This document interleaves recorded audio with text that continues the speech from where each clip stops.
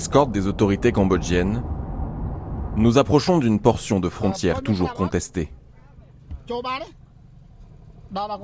Oui, allons-y. Phnom Penh accuse l'armée thaïlandaise d'avoir installé ses guérites et barbelés après les combats de décembre.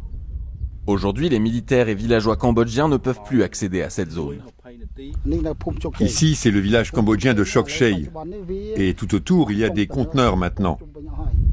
Nous ne sommes pas contents. C'est illégal ce que fait l'armée thaïlandaise.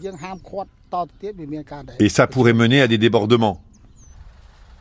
Le 27 décembre 2025, les deux pays ont signé un cessez-le-feu. Le texte prévoit notamment l'arrêt des combats et le maintien des troupes sur leur position. Regardez. De l'autre côté, des soldats thaïlandais nous observent et nous filment.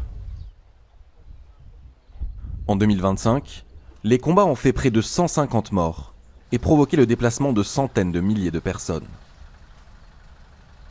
À quelques kilomètres de là, des familles déplacées ont été installées dans des habitations temporaires. Le gouvernement cambodgien a baptisé ces nouveaux lotissements les villages de l'attente. Ici, nous sommes près de 3300 familles. Cela fait presque 20 000 personnes. Certains de ces habitants vivaient à seulement une dizaine de kilomètres d'ici. Des zones, aujourd'hui sous le contrôle de l'armée thaïlandaise. Le camp est construit en dur, mais il est isolé des villes les plus proches. Cette jeune femme a 19 ans. Sa famille a fui les combats. Depuis, elle vit dans cet abri.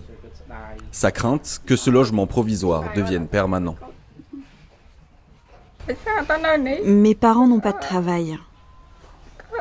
Ici, personne n'en a vraiment. Je ne peux rien construire, je ne peux pas reprendre mes études. Je ne sais pas combien de temps nous allons rester. Mon ancienne maison me manque. En 2025, Donald Trump avait affirmé avoir arrêté une guerre. 6 mois après le cessez-le-feu, si les combats ne sont pas revenus, la paix est loin d'être une réalité.